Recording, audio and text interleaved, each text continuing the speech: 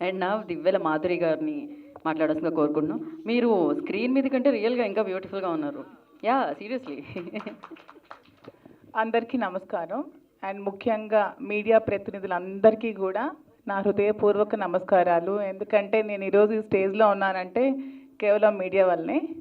And first time ఈ movie సనాతన ధర్మానికి అండ్ ఆధునికతకి అద్దం పట్టే విధంగా ఉంది.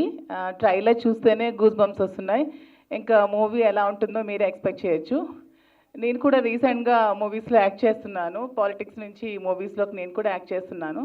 సో మూవీస్లోకి వచ్చినప్పుడు డైరెక్టర్ పడిన కష్టం ఏంటో, ఒక ప్రొడ్యూసర్ కష్టం, యాక్టర్స్ కష్టం ఏంటో స్వయంగా నేను చూశాను. చూసినప్పుడు అనుకున్నాను ఒక మూవీ జడ్జ్ చేయడం చాలా ఈజీ, కానీ దాని వెనక కొన్ని వందల మంది కష్టం ఉంటుంది, కొన్ని నెలల తరబడి కష్టం ఉంటుంది.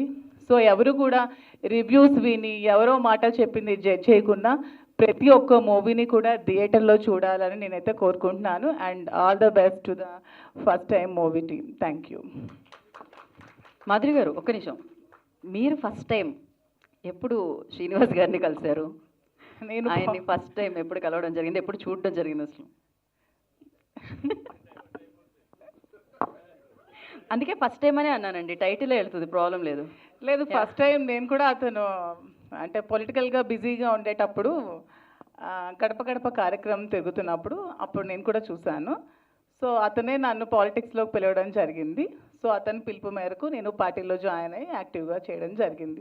తర్వాత స్టోరీ అందరికీ తెలుసు. తర్వాత అందరికీ, ప్రపంచం అందరికీ తెలుసు. అండ్ ఫస్ట్ టైం ఏ సినిమా సెట్లోకి అడుగు పెట్టారు? రీసెంట్గా ఏమైనా అనౌన్స్ చేస్తారా?